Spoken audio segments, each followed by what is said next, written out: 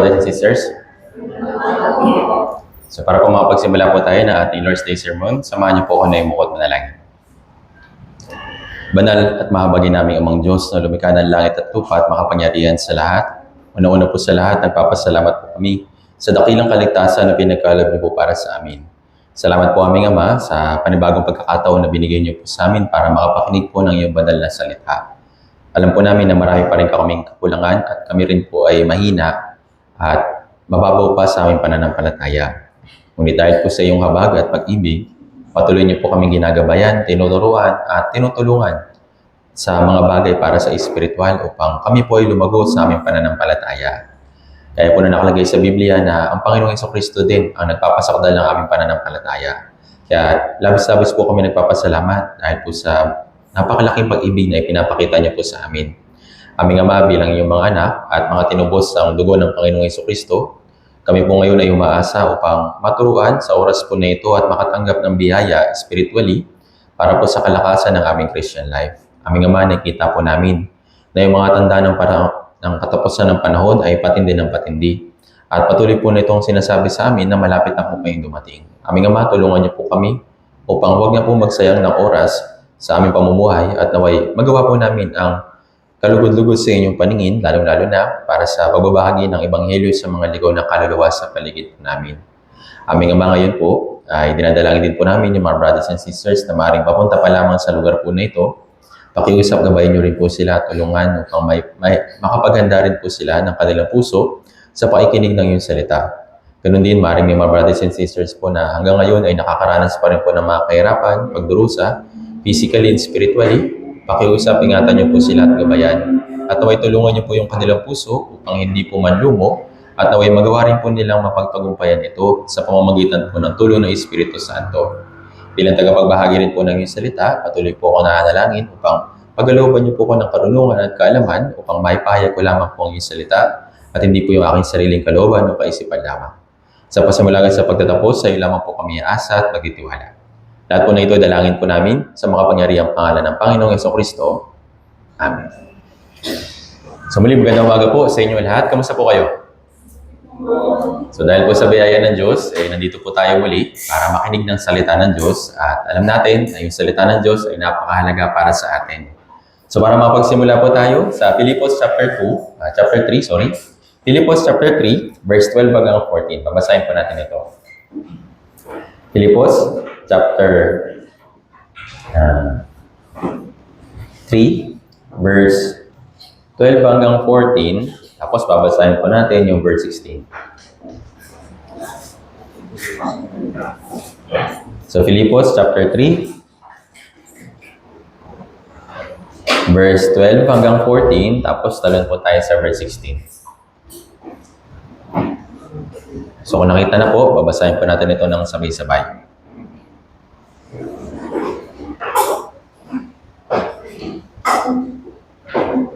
Filipos chapter 3, verse 12 hanggang 14.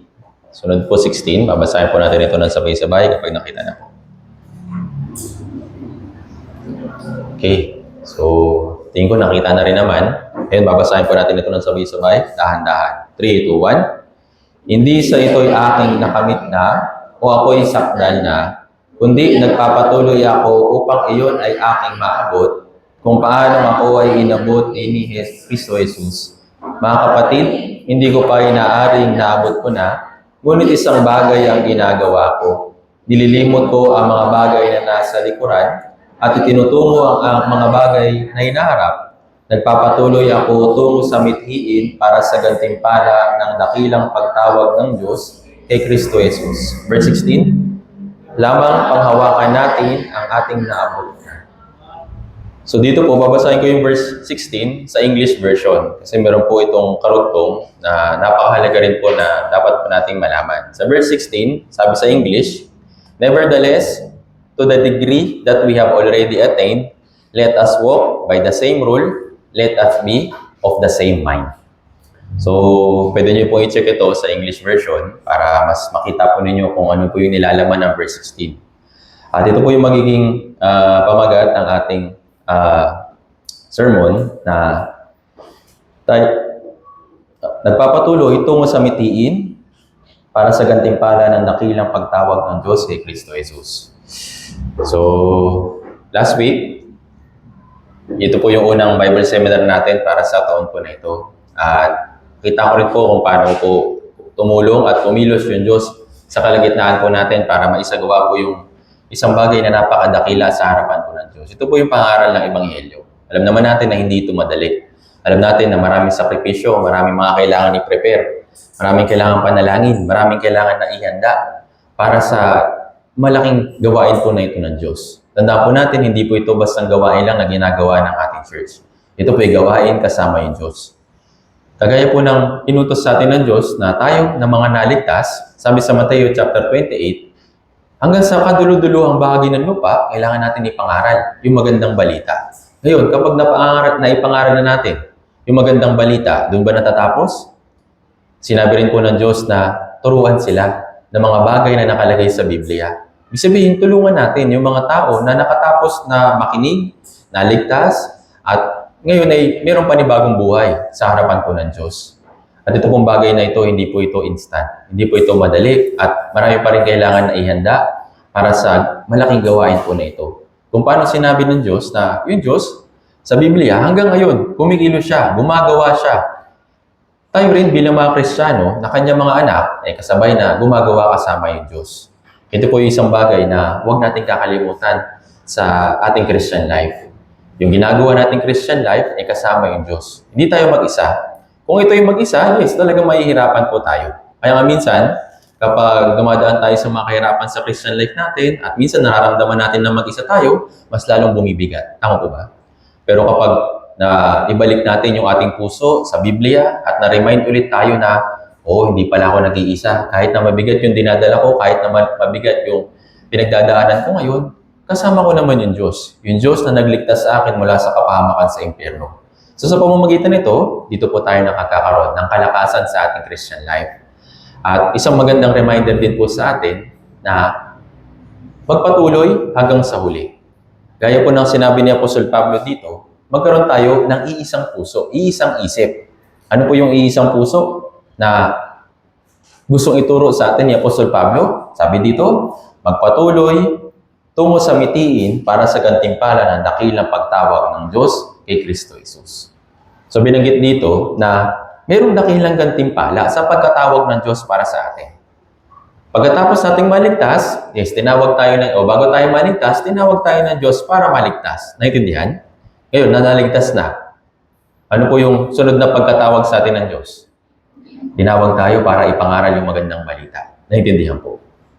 Kaya naman, ito yung bagay na isang mahalagang bagay na dapat palagi natin pag-isipan.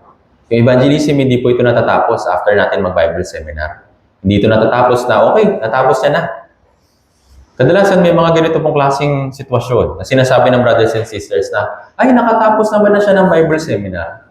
Na para bang sigurado na yung kaligtasan nila. Actually, maraming tao na nakakatapos ng Bible seminar. Pero question mark pa rin sa kanila, ligtas na ba talaga ako? Ito po yung isang nakakapagtaka na bagay. Bakit? Kasi maaaring napakinggan nila yung salita ng Diyos, pero hindi pa ready yung puso nila magsisi. Naintindihan po? Kung walang pagsisisi, hindi rin po tayo magkakaroon ng tamang pananampalataya. Hindi rin po tayo magkakaroon ng tunay na kaligtasan. Naintindihan po? Maraming tao na alam kung ano yung ebanghelyo. Maraming mga tao na alam na si Jesus niya pa ako sa krus.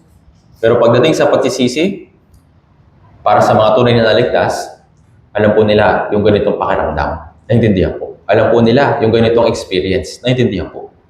Para sa atin bilang mga tao na naligtas, is tinawag tayo ng Diyos, hindi lang para tulungan yung mga tao na makinig ng Bible seminar. Ano ba evangelism? Tulungan sila na maligtas. Naintindihan po. Pagkatapos nila kung sila ay naligtas, turuan naman sila na makapanatili, sumunod sa kalooban ng Diyos. Bilang anak ng Diyos. Naintindihan po. Kaya evangelism, hindi po ito one time lang na ginagawa. Hindi lang po na kapag nadala na natin sila, okay na. Na para bang ligtas na sila kagad. Hindi po. Kaya kailangan po natin na mitiin yung isang bagay na dapat natin gawin sa harapan ng Diyos. Dahil dito po tayo tinawag. Kaya po ng iyong pagkakalam yung church, iniwalay. Mga taong iniwalay, mula sa masamang mundong ito. Ngayon, para saan?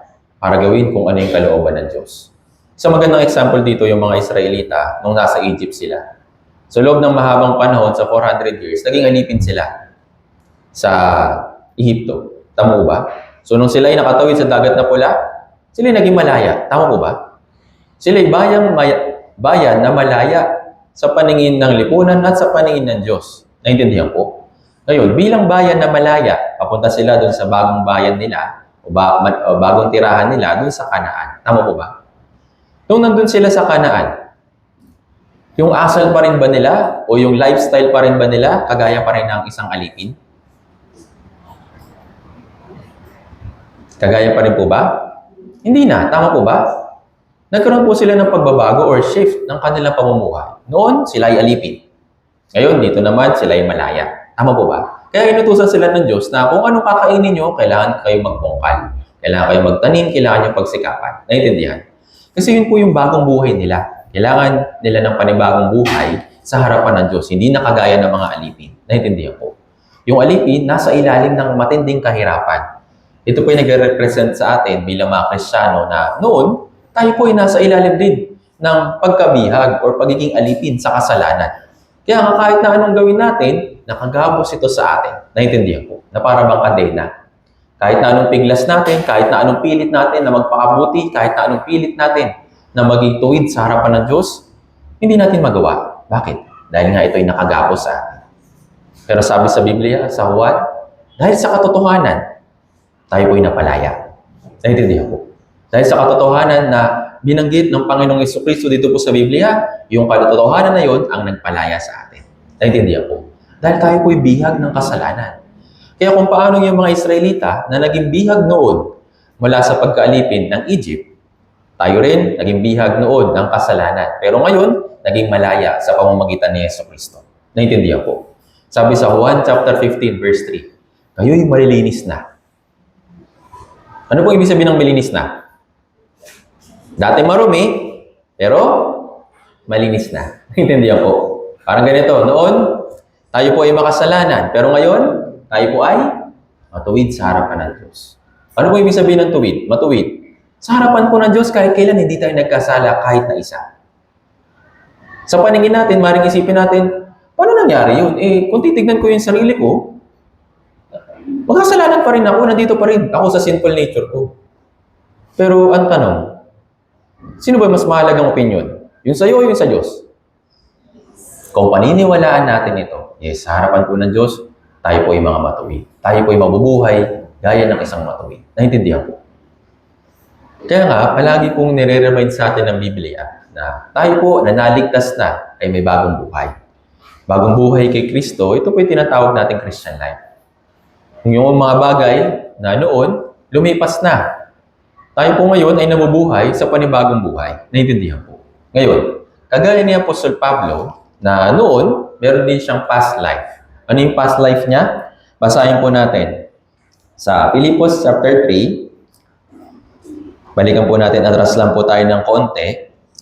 Basahin po natin, verse 4 hanggang 6. Filipos chapter 3, verse 4 hanggang 6. Atras lang po tayo konti para po mabasa po natin. Basahin po natin ng sabay-sabay, 3 to 1.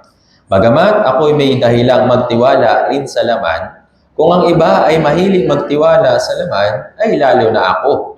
Tinuli ng ikawalong araw mula sa lahi ng Israel, mula sa lipi ni Benjamin, isang Hebreo na isinilang na Hebreo, tungkol sa kautusan ay Fariseo, tungkol sa sigasig ay taga-usig ng iglesia, ayon sa katwirang nasa kautusan ay walang kapintasan. So ito po yung self-righteous niya na nakikita niya sa kanyang sarili noon. Sabi sa bandang huli, di ba? Wala akong kapintasan. Kung sa estado lang ng pagiging tagasunod o pag-aaral ng kautusan, ako'y Fariseo. Alam natin na yung Fariseo, sila po yung mayroong mataas sa antas sa pag-aaral sa Old Testament. Si Apostol Pablo, same din. Kung sa pag-aaral lang, ginawa niya yung kanyang makakaya. Kaya nga naging scholar siya ni Gamaliel. Isa po sa pinakamataas na teacher nung time po na yun. Hindi biro yung naging status ni Apostol Pablo bago siya masay. Naintindihan po. Lahat ng bagay na yun, pwede niyang ipagmalaki, pwede niyang ipagyabang. O pwede niyang sabihin na natin na sabihin yung karir niya noon. Naintindihan ko. Kaya nga sabi niya dito ba, bagamat ako'y may dahilan magtiwala rin sa laman, kung ang iba ay may dahilan magtiwala sa laman, ay lalo na ako. Kung yung ibang tao, sinasabi nila yung kanilang pangangatwiran, sinasabi nila yung kanilang katayuan, yung mga bagay na ginagawa nila noon, yung righteousness nila noon, bilang tao, si Apostol Pablo, kaya din niyang ipagmalaki yun. Actually, mas marami pa nga siyang may pagmamalaki. Tama mo ba? Pero ano po nangyari kay Apostol Pablo nung siya ay naligtas? Basahin po natin sa verse 7 hanggang 8. Basahin natin ng sabay-sabay, 3 to 1. Gayunman, ang mga bagay na sa akin ay naging pakinabang, ay inari kong kalugihan alang-alang kay Kristo. Higit pa roon, ang lahat ng mga bagay ay inari kong kalugihan dahil sa higit na kahalagaan na makilala si Kristo Jesus na Panginoon ko. Alang-alang sa Kanya itiniis ko ang kahulugihan ng lahat ng mga bagay at inari kong basura lamang upang makamit. So ano pong sabi ni Apostol Pablo? Yung mga bagay na pwede kong ipagmalaki noon, lahat yun itinuring kong kalugihan. Lahat yun itinuring kong basura. Naintindihan ko. Yes, meron siyang karapatan na ipagmalaki yun. Meron siyang karapatan para sabihin yung ganyong klaseng estado niya sa pamumuhay noon. Pero, meron siyang higit na isang bagay na dapat niyang makilala o dapat niyang ipakilala. Sino yun? Si Kristo Jesus na kanyang Panginoon. Naintindihan? Lahat ng bagay na na-achieve na noon bago siya masave, tinuring niya na kalugihan at basura para maipakilala lang si Yesu Kristo sa mga tao. Naintindihan po. Dito rin po natin makikilala si Apostol Pablo kung gaano siya mapagpakumbaba. Kung gaano niya itinuring niya yung kanyang sarili na baliwala sa harapan ng Diyos. Yes, meron siyang karapatan na ipagmalaki. Pero lahat ng yun, tinalikuran niya. Lahat ng yun, kinalimutan niya. Ano sabi niya? Dito po sa verse na binasa natin kanina, minimithi niya na ngayon yung bagay para sa pagkatawag ng Diyos. Naintindihan po. Hindi na yung pagkatawag ng mundo. Tayo po tinawag ng mundo para, mabuhay, mag-aral, magtrabaho, at yung ano may mga bagay natin dito sa karir natin dito sa mundong ito noon. Pero sa spiritual na aspeto, tinawag din tayo para sa spiritual na tungkulin. Ano po yun? Upang ipakilala kung sino ba si Yesu Kristo sa mga tao sa panahon po natin ngayon. Naintindihan po. Kaya naman, napakahalaga para sa atin kung namalaman natin ano ba yung identity natin bilang isang Kristiyano dito po sa mundong ito. Sabi dito, sa binasa po natin kanina sa Philippians chapter 3, verse 12, babalikan ko lang po. Sabi dito, hindi sa ito'y aking nakamit na o ako'y sakdal na, kundi nagpapatuloy ako upang iyon ay aking maabot kung paanong ako ay inabot din ni Kristo Jesus. So para sa kanya, kahit na na-save na siya, pero marami pa rin mga bagay na kulang. Hindi pa rin full yung kanyang identity sa harapan ng Diyos bilang isang tao na karapat-dapat sa kari ng langit. Yes, yung ating posisyon, ibinigay na sa atin ng Diyos. Tayo naligtas na. Pero yung maging deserving na makapasok doon, para kay Apostol Pablo, hindi pa niya yung nakakamit. Naintindihan? Kaya nga anong ginagawa niya? Sabi niya, nililimot ko yung mga bagay na nasa likuran at tinutungo ang mga bagay na sa hinaharap. So, saan siya nakatingin ngayon? Hindi sa noon. Nakatingin siya sa hinaharap. Doon sa hinaharap, sa future, spiritually, isang bagay po yung ipinagtutuunan niya ng pansin. Minimithi niya, sabi dito yung gantimpala ng dakilang pagkatawag o pagtawag ng Diyos kay Kristo Jesus. Naintindihan po. Kaya ito pong bagay na ito ay malinaw na ipinakita sa buhay ni Apostol Pablo. Pagkatapos niyang maligtas, na bago yung kanyang buhay, noon siya ay taga-usig. Pero ngayon, siya na po yung tumutulong para ma-evangelize yung mga tao na natitira pa dun sa time po ng mga sinaunang Kristiyano o sinaunang panahon. Kaya naman, finokus ni Apostol Pablo yung kaisipan niya hindi sa mga bagay na ginawa niya dati. Ngayon, nakafocus siya sa mga bagay na gagawin pa lang niya. Naintindihan po. Ito rin po yung isa sa bagay na dapat natin malaman o dapat natin palaging i-remind sa ating sarili. Ngayon na naligtas na ako. Anong next? Naintindihan? Lagi nating nababasa sa Biblia, sa Awit 116, verse 12. Awit 118, verse 17. Siguro kabisado na natin yun. Pero minimiti ba natin, nasuklian, yung kabutihan ng Diyos na ginawa niya sa atin? Or kung ano lang nandyan, yun ang gagawin. Kung nandito, o di sige. Kung wala, edi wag. Ano po ba ibig sabihin ng pagkamitiin o mitiin? Ito po yung mas malalim na pagnanais. Tama po ba? Minimitihin niya na sana yun yung makuha niya, na sana yun yung mangyari. Hindi lang na gusto, hindi lang na basta alam niya kung ano yung gagawin niya, kundi sa kanyang puso, meron siyang mitiin. Kaya brothers and sisters, pagkatapos siya pumaligtas, ano pong mitiin ang nasa puso ninyo? Maganda po ito na suriin natin. Naintindihan po. Kasi baka mamaya, iba na yung minimiti natin. Baka mamaya, kagaya ng mga Israelita, nung nakaalis na sila sa Egypt, ano pong minimiti nila? Sana may pagkain ako. Sana may bawang, sana may pipino. Sana yung mga bagay ng Egypt, yung kinakain namin ngayon, dito sa ilang. Dito na-reveal yung kanilang puso. Naintindihan po. Ngayon, tanungin po ninyo yung sarili nyo.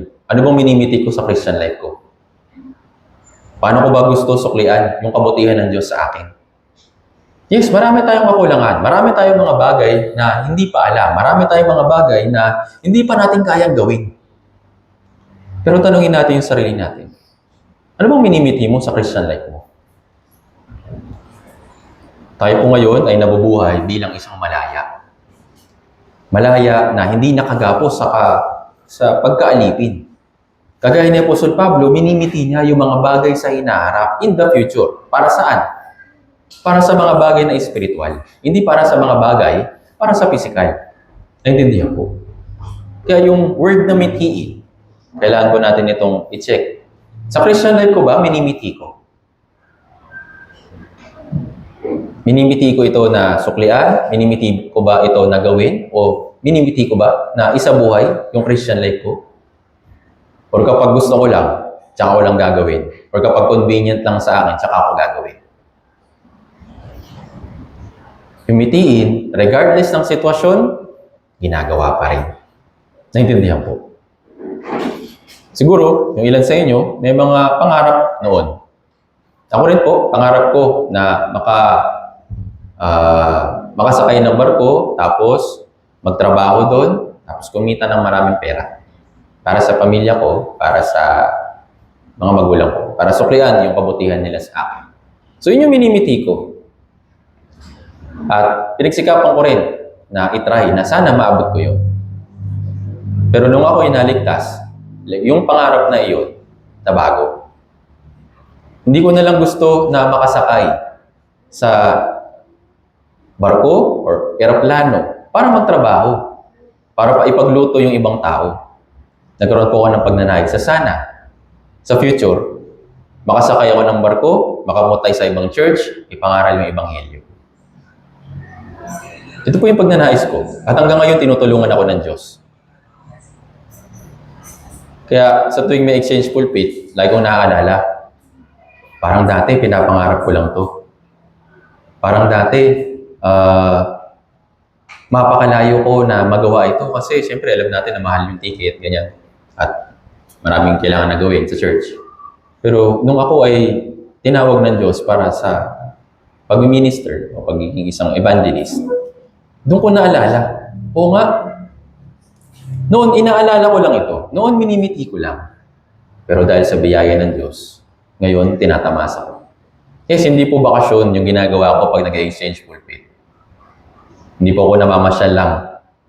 Ay, si evangelist nakapunta sa ibang lugar. Sarap. Nakapag-travel. Hindi pa ganun ginagawa ko. Nire-remind po sa akin ng Diyos kung bakit niya ako tinawag. Nire-remind ako ng Diyos kung ano ba yung purpose ko sa buhay ko ngayon. Hindi lang para lumipad, hindi lang para maglakbay, kundi para gawin yung kalooban niya. Naintindihan po. Kaya nagpapasalamat ako na hindi kinalimutan ng Diyos yung mitiin na yun. Tandaan natin, kung ano mga bagay na minimiti mo sa Panginoon, siguradong tutulungan ka ng Diyos. Pero dun sa mga bagay na minimiti mo, dito po sa lupa, sigurado pagpapaguran mo yun. Di natin alam kung makukuha mo yun. Pero isang bagay yung sigurado. Kung ito ay sa Panginoon, tutulungan ka niya. Naintindihan po. Kaya, tanungin natin yung sarili natin. Yung mga bagay ba na minimiti ko ngayon, may kinalaman sa Diyos? Yung mga bagay ba na gusto kong mangyari sa Christian life ko, may kinalaman sa Diyos? Kung wala, hindi ko alam kung mangyayari pa yan. Hindi ko alam kung maaabot mo pa yan. Pero kung wala yung kinalaman sa Diyos at kung yan may kinalaman lang dito sa mundo, pasensya na. Pero darating yung araw na yung pangarap na yun, yung ginugusto mo noon, yung minimiti mo yun, masasama dito sa mundong ito para mawasak. Ito po yung katotohanan. Naintindihan? Para sa mga bagay na minimiti natin dito sa mundo, kagaya ni Apostol Pablo, ituturing na basura ng Diyos. Noon, ako rin, gusto ko rin na magkaroon ng magandang bahay. Para kapag tumanda kami, meron kaming titirhan. Pero hanggang ngayon po, wala pa rin kaming bahay. Pero, sa pamamagitan ng biyaya ng Diyos, meron akong malaking bahay dito po sa church. Marami pa akong brothers and sisters. Kaya, doon ko nare-remind na, nga, kung may kinalaman sa Diyos, yung minimiti ko, tutulungan niya ako mangyari. Pero dun sa mga bagay na minimiti ko para sa sarili ko lang, napakahirap abutin. Nakakapagod. Tama ko ba? Si Apostol Pablo, yes, meron siyang karir noon. Pwede niya ipagpatuloy yun, pwede siyang maging guro, pwede siyang ituring na isa sa mga magagaling na Pariseo. Pero lahat ng yun tinuring niyang basura. Dahil, mayroong mas mahalagang bagay na nakamit niya. Ito si Yesu Cristo. Na para bang lahat ng pangarap na mayroon siya noon, nabura, napalitan ng verse na ito. Naintindihan po. Minimiti ko na ngayon yung gantimpala sa pagkatawag sa akin ng Panginoong Yesu Cristo. Naintindihan po. Kasi sinasabi sa atin ng Diyos, sinasabi sa atin ng Biblia, kagaya na nakalagay sa verse 16, Brethren, sabi dito, let us be the same mind. Magkaroon din tayo ng ganitong klaseng pag-iisip. Bakit? Dahil tayo ng anak ng Diyos. Tayo po iniligtas niya mula sa kapahamakan sa impyerno. Iisipin pa rin ba natin na sana sa impyerno na lang ako mapunta? Hindi na po. Ang iniisip na natin, yung langit. Yun na inaasam natin. Hindi na yung kapahamakan doon sa impyerno. Naintindihan po.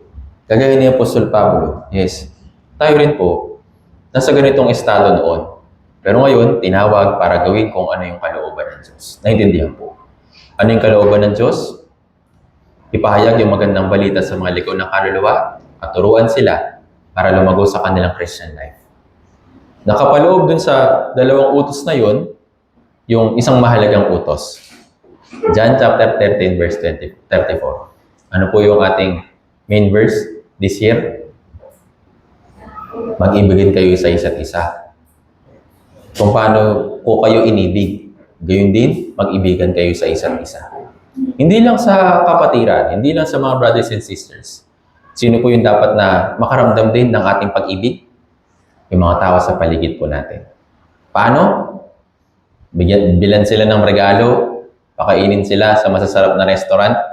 Yun lang ba yung pagpapakita ng pag-ibig sa kanila? Bigyan sila ng mga bagay na kailangan nila, physically and materially? Yes, mabuti yun.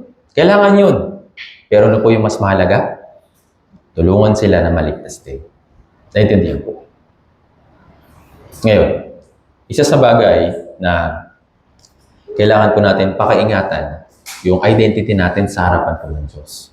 Tayo, ngayon ay nabubuhay na sa panahon na kinikilala ng mga tao yung kanilang sarili na mabuti kapag marami silang bagay na na-achieve.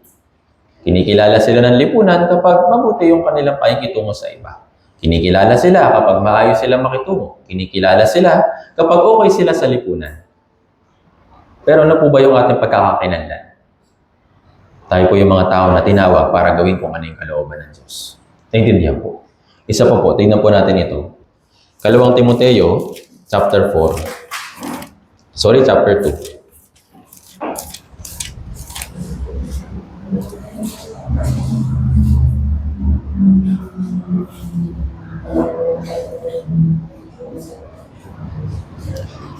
Kalawang Timoteo, chapter 2, verse 3 hanggang 4. Kalawang Timoteo, chapter 2, verse 3 hanggang 4. Basahin po natin ang sabay-sabay. 3, 2, 1. Makipagtiis ka ng mga kahirapan, kaya ng mabuting kawal ni Kristo Jesus.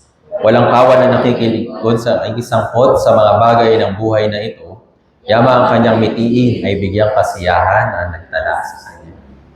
Si Apostol Pablo rin po, yung sumulat na aklat ng ikalawang Timoteo, yung first tsaka second Timothy. At alam natin na itong ikalawang Timoteo, ito na po yung na para bang huling habilin niya or huling message niya. Kasi dito sa time na ito, mamatay na po siya. Kaya nire-remind niya si Timothy or si Pastor Timothy na huwag mong kakalimutan yung identity mo. Ano yung identity mo? Makipagtiis ka ng mga kahirapan gaya ng mabuting kawal ni Kristo Jesus. Tinawag ka bilang isang kawal. Tinawag ka bilang isang kawal ng langit. Hindi ng bagay dito sa mundo. Hindi ka tinawag para lang kumilos o gumawa para sa bagay dito sa mundo. Tinawag ka bilang isang kawal ni Kristo Jesus. Ngayon, bilang isang kawal or bilang isang tinawag, para maabot natin yung mitiin na yun, kailangan din natin ito munang pagtiisan. Kasi hindi lahat ng ating minimiti kaagad nangyayari. Tama po ba? Halimbawa, yung mga nag-aaral. Sabi ng iba, sana kapag laki ko o kaya kapag nakapagtapos ako, magkaroon ako ng high grades or kaya sabihin natin with honors. Yung pagkakaroon ng high grades at with honors, instantly ba? Okay sana kung ganun no? Madali lang. Yung walang pagtitiis, walang sakripisyo, na para bang napakadali lang ng mga exam, napakadali lang na ipasa yung mga ganong klaseng pagsusulit. Pero hindi Kaya ano pong minimiti ng mga estudyante? Pinagtitiisan nila na mag-aral, pinagtitiisan nila magpuyat, pinagtitiisan nila gawin kung ano yung dapat nilang gawin bilang isang estudyante para sa high grades, para sa honors. Naintindihan po. Kagaya rin ng isang kawal. Yung isang kawal ba, pwede ka agad na papuntahin sa isang digmaan o kaya i-deploy ka agad sa isang gera? Pwede po ba? Halimbawa, yung mga nag-enroll ng police or kung sa sundalo, ganyan. Pwede po ba kagad? Meron po tayong brother na nag-training sa militar noon. Madali po ba? Madali po ba? Marami kang kailangang tiisin. Tama po ba?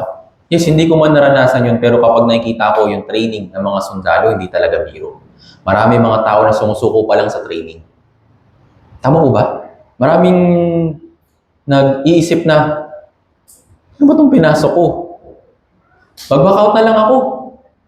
Marami pong mga ganito na sundalo na noon parang okay sa kanila na siguro maganda magsundalo. Kaya nag-enroll sila. Pero along the way,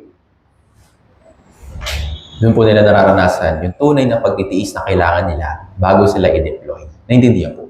Bilang isang kawal ni Kristo, marami rin tayong mga bagay na kailangan tiisin. Tama po ba? Kaya nga tinuturo sa atin ng Biblia na kailangan natin magtiis. Bakit? Maraming kahirapan. Naintindihan po. Kung walang kahirapan, bakit ituturo sa atin ng Biblia na magtiis? Sinasabi sa atin na bilang isang kawal, bilang isang tinawag, na minimiti yung mga bagay o gantimpala sa langit, bilang isang Kristiyano, yung mga bagay na yun, bago natin maabot, marami tayong bagay na kailangan tiisin. Halimbawa po si Apostol Pablo. Naintindihan po. Bago siya makapangaral sa ibang lugar, marami siyang pinagdaanan. Tama po ba? Pero along the way ba, nung nararanasan niya na yung mga kahirapan na yun, nag-back out siya? Kung nag-back out siya, hindi magsisimula. Baka maaaring tinapos na kagad ng Diyos yung paggamit sa kanya. Pero bakit hanggang huli, ginamit siya ng Diyos? Saan siya nakatingin? Ano yung goal niya? Minimiti niya yung mga bagay para sa espiritual. Kaya nagawa niyang tiisin hanggang sa maabot niya yung bagay na yun. Naintindihan po. Kaya naman, kung meron po kayong mga pinagpe-pray para sa inyong paglago sa inyong Christian life, yes, maaaring ito'y mahirap. Parang ito ay, sabihin natin, magkukos ng mahabang panahon para sa paglago lang ng ating Christian life. Sisiguraduhin ko po sa inyo, along the way, marami pong mga bagay na pwedeng mangyari. At sasabihin na, at pwede mong masabi na, ito pa rin ba yung miti-miti ko? Napakahirap eh. Pwede ba na maging mas madali na lang? Pero kung sasabihin ng Diyos, makipagtiis ka sa kahirapan bilang isang kawal ni Kristo Jesus. Kadalasan, dito po natin minsan nakakalimutan yung ating identity. Kasi kapag may mga kahirapan minsan na lulugmok, na dadawin yung ating isip. Dahil sa mga kahirapan, na-overwhelm tayo sa mga kahirapan na na-experience natin. Naintindihan po. Dahil doon, may mga Kristiyano na mas pinipili na lang na bumalik sa kung ano sila noon. Isang magandang halimbawa dito si Demas. Kilala niyo po si Demas? Si Demas, hindi lang siya basta nasulat sa Biblia na binigay ng bad example. Noon, good example siya. Kasi kasama siya ni Apostol Pablo sa ministry. Kasama siya ni Apostol Pablo sa pagpapagal. Kasama siya ni Apostol Pablo para sa paghihirap para sa Ebanghelyo. Kaso nga lang, nabago yung kanyang puso. Saan siya nagtuon? Ano yung minute niya? Yung mga bagay na nasa sanlibutan.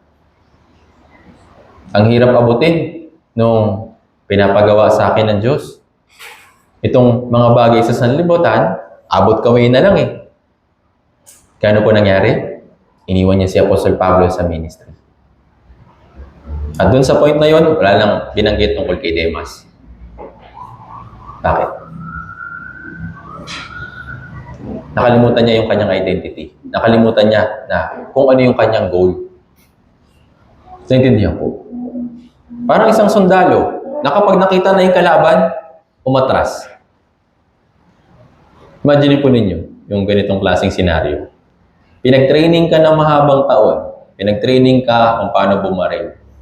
Pinag-training ka kung paano manalo sa isang digmaan. At nung nandun ka na sa sitwasyon, nakita mo yung kalaban, umatras ka. Ano po sasabihin sa'yo ng commander mo? Ba't nandito ka?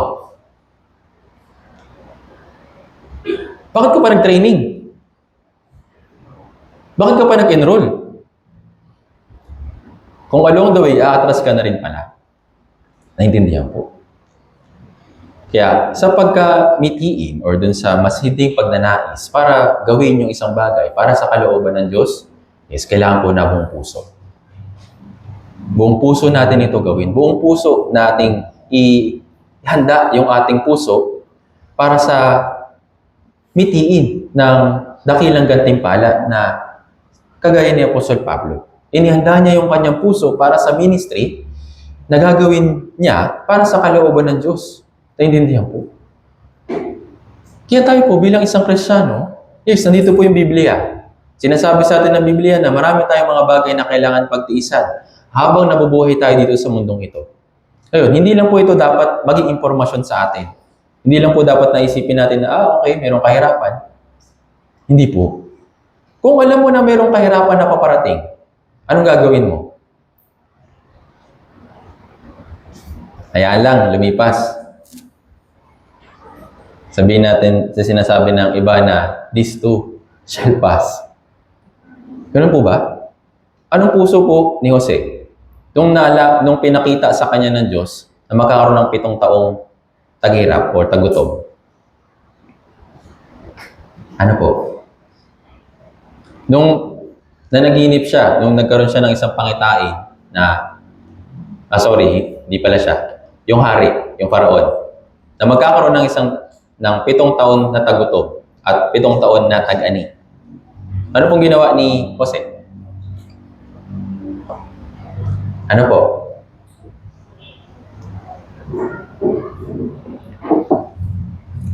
Naku, kailangan yata mag-backread. Ano pong ginawa niya? Tingnan po natin ito. Exodus.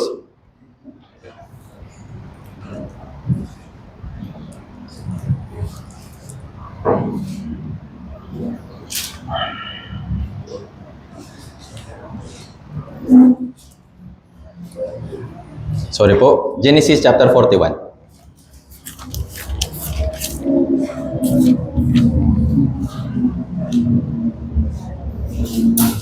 Dito po nakalagay kung ano po yung magiging o paano po ipinaliwanag ni Jose yung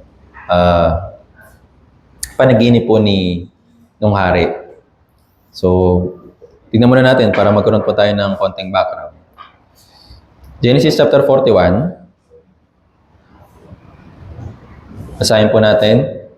Basahin po muna natin. Verse 1 hanggang 5. Basahin po natin ng sabay-sabay. 3, 2, 1. Sa katapusan ng 2 taon, ang paraon ay nanaginip na siya'y nakatayo sa tabi ng Nilo. May umahon sa ilog ng 7 bakang magaganda, ang anyo at matataba, at ang mga ito ay kumain ng damo. Pagkatapos nito ay sa likuran ng mga ito ay may 7 pang ibang mga baka na umahon sa ilog ng mga pangit ang anyo at payat. At sila ay nagsihinto sa tabi ng mga unang baka sa pangpang ng ilog. Ang 7 bakang magaganda, ang anyo, ay matataba, ay kinain ang mga bakang pangit, ang anyo at payat, at nagising ang paraon. Siya'y natulog at nanaginip sa 2nd pagkakataon mula sa iisang tangkay, ay umusbong ang 7 uhay na mabibintog at malulusog.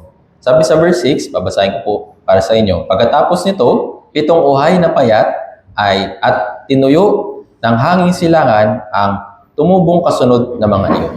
So, ito po yung naging panaginip ng hari. At ito po yung explain niya kay Jose. Dahil si Jose ay may kakayahan po na magpaliwanag ng mga panaginip. Ngayon, nung nalaman na ni Jose, o nabanggit na ni Jose, nasabi niya na kung ano po yung panaginip ng hari, ano pong ginawa ni Jose? Ginawa kay Jose sa verse 37 hanggang 44, dahil nga siya yung nakapagpaliwanag nung panaginip ng hari, ginawa siya ng isang prime minister.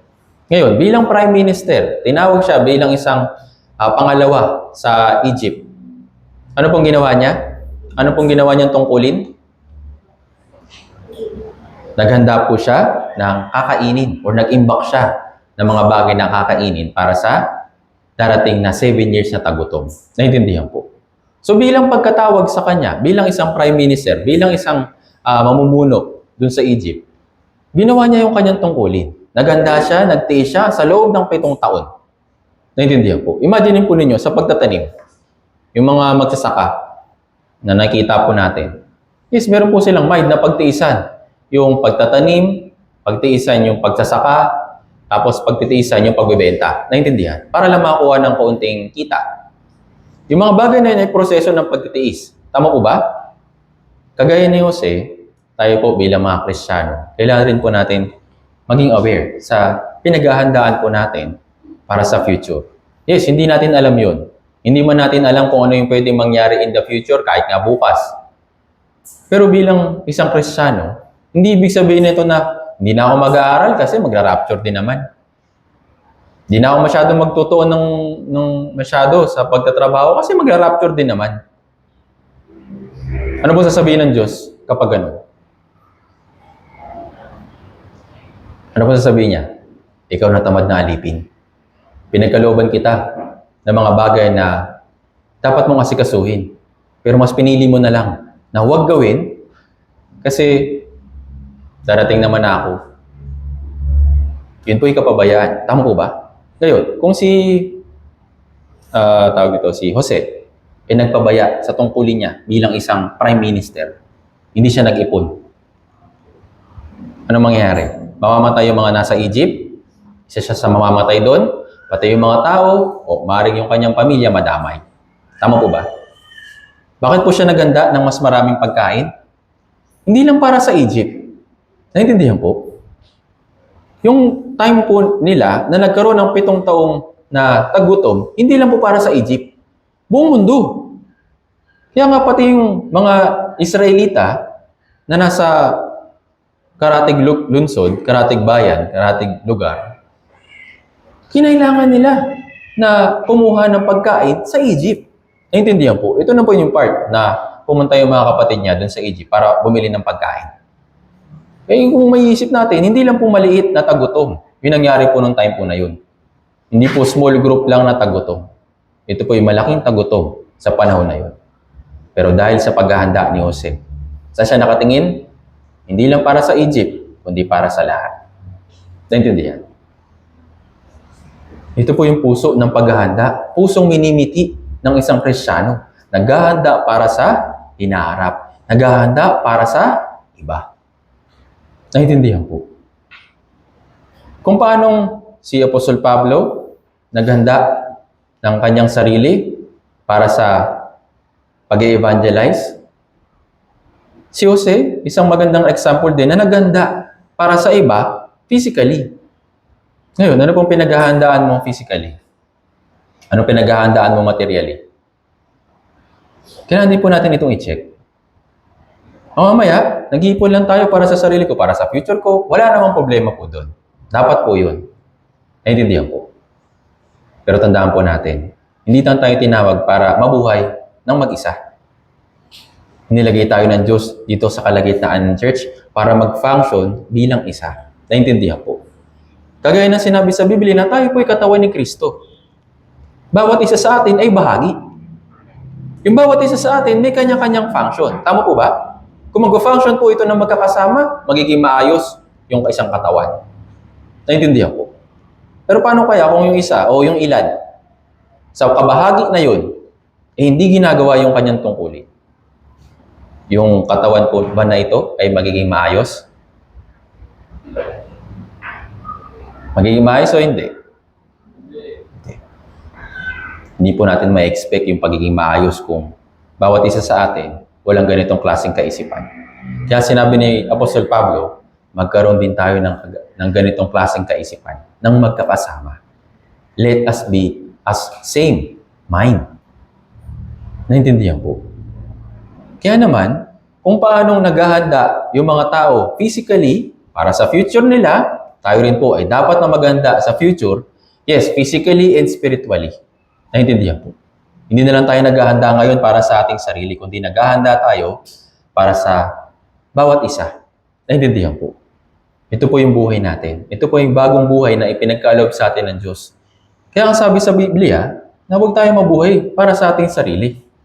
Mabuhay tayo para sa ibang tao. Kung paano si Jesucristo nabuhay para sa iba, kung bakit siya naparito, siya ay naglingkod, hindi siya pinaglingkuran. Kagaya last time po na pag-aralan po natin, tama po ba? Sa Marcos chapter 10 verse 45, siya ay naparito, hindi para paglingkuran, kundi para maglingkod. Kagaya ng isang kawal, hindi po siya tinrain para lang makasurvive sa kanyang sarili. Tama po ba? Yung isang kawal, isang sundalo, nag-training siya para sa kanya, para sa bayan, para sa bansa, at para sa mamamayan. Naintindihan po.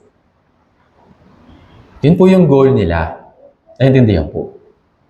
Kaya naman, tayo po bilang mga Kristiyano, palagi natin i-remind yung ating sarili na maghanda sa mga bagay para sa hinaharap. Maghanda para sa mga bagay in the future. Para sa spiritual. Kaya nga, mayroong magandang example para sa atin na dapat nating pagkuunan ng aral. Tingnan po natin ito. Kawikaan chapter 6.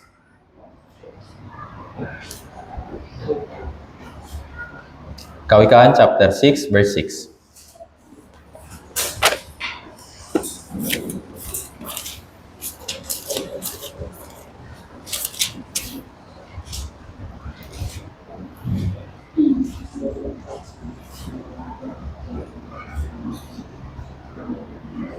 Basahin po natin, Kawikaan chapter 6, verse 6 hanggang 8.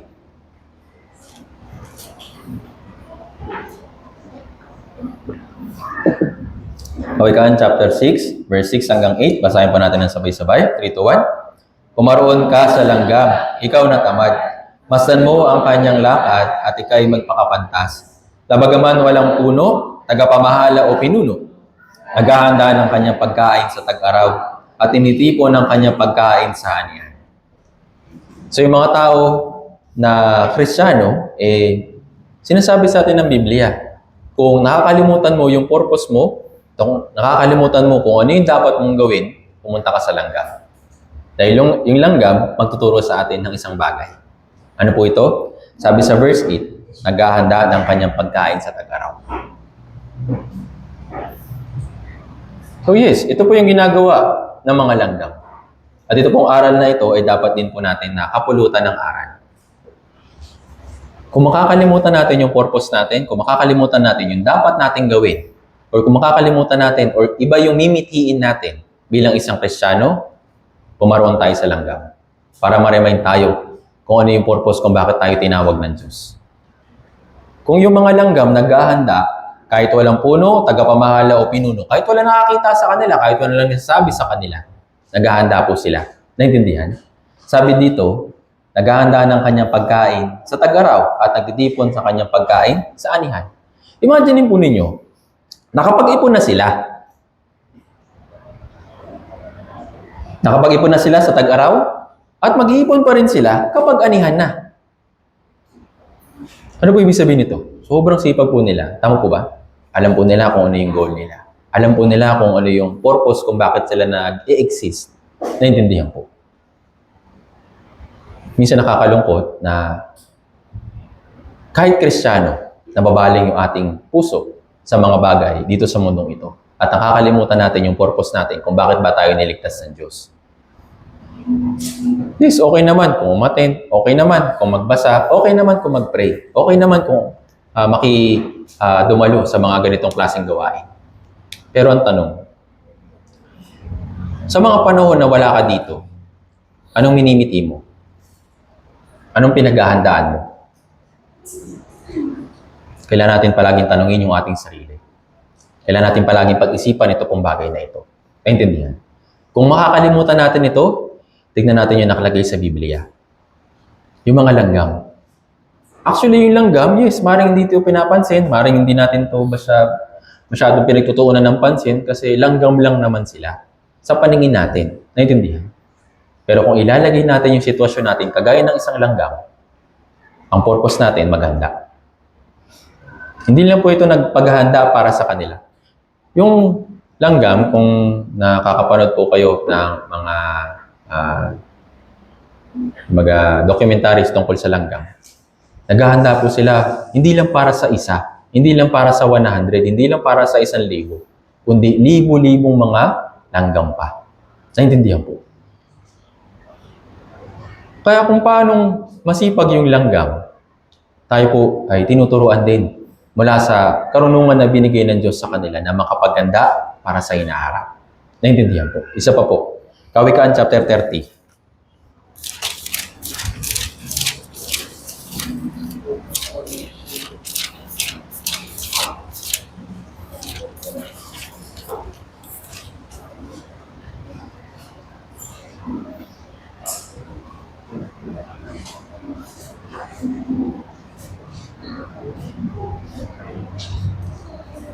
Kawikaan chapter 30, verse 25.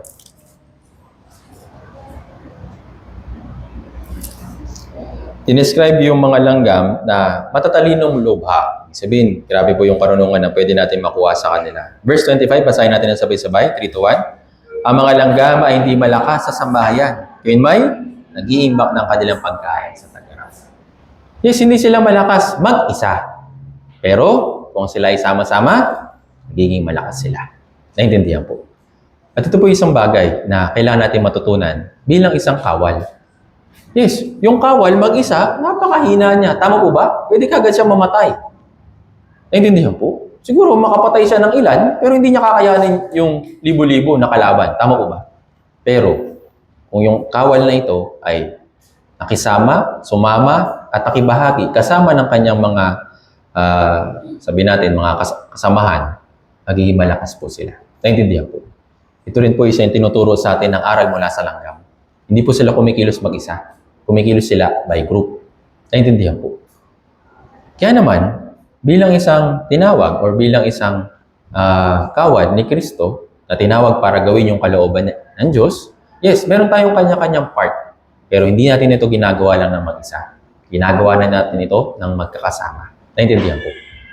Actually, kahit si Pastor Johan, lagi pong nare-remind sa mga sermon na binabanggit niya. Hindi siya makapag-evangelize na mag-isa. Tinry niya yun sa loob ng 4 na taon. Pero walang silbi. Walang bunga. Tama po ba? Pero nung tunay siyang naligtas, at may mga kasamahan din siya na naligtas din, at nagkaroon sila ng iisang puso na magkakasama, sama-sama sila nag-evangelize. Kaya hanggang ngayon, ito po yung ginagawa nila, kaya nga nakakamangha na kung paano kumikilos yung Diyos sa kanila at marami pa mga ligaw na kaluluwa na naliligtas sa pamamagitan ng ganitong klaseng mitiin. Naintindihan po. Kahit na maraming kaalaman yung isang tao, kahit na marami siyang mga bagay na alam or kayang gawin, pero hindi niya pa rin magagawa lahat. Tama po ba? Marami siyang magagawa, pero hindi niya magagawa lahat. Pero kapag yung isang tao na ito, nakakita ng isa pang tao na mayroon ding kakayahan, tapos mayroon pa siya nakasamang isa, tapos nagsama-sama sila, yes, yung maaaring mahirap na bagay para sa kanila, yung mga bagay na hindi man nila nagagawa mag-isa, pero magagawa nila ng magkakasama. Kaya tinuturo sa atin ng Biblia na magkaroon ng iisang pag-iisip. Naintindihan po? Magkaroon ng iisang pag-iisip, kagaya ng mga apostol, ng mga naunang Kristiyano. Si Apostol Pablo, hindi lang po siya gumawa ng ministry para sa evangelism. Marami po siya mga naging kamanggagawa. Marami po siya na mga nakasama para sa kanyang ministry. Hindi lang siya mag-isa. Naintindihan po? At yung mga tao na yon, meron ding iisang puso, iisang isip. Ano po yun? Minimiti yung gantimpala sa pagkatawag sa kanila. Kung hindi nila minimiti yun, hindi nila bibigay yung sarili nila. Hindi nila ibibigay yung katawan po nila. Tama po ba? Kagaya nila Priscilla ni Aquila. Kung wala silang mitiin na iligtas yung ibang tao, ba't pa sila magsasayang na ibuwis yung kanilang buhay, ibuwis yung kanilang liig? Wala namang kabuluhang bagay. Pero nagawa po nila na ibigay yung kanilang sarili para sa kapakanan ng iba. Naintindihan po. Kaya naman, ginagawa po natin ito ng magkakasama para mitiin yung kalooban ng Diyos na gawin. Kagaya ng isang kawal kasama ng iba pang mga kawal. Naintindihan po. Ngayon, balikan po natin dun sa 2 Timoteo chapter 2.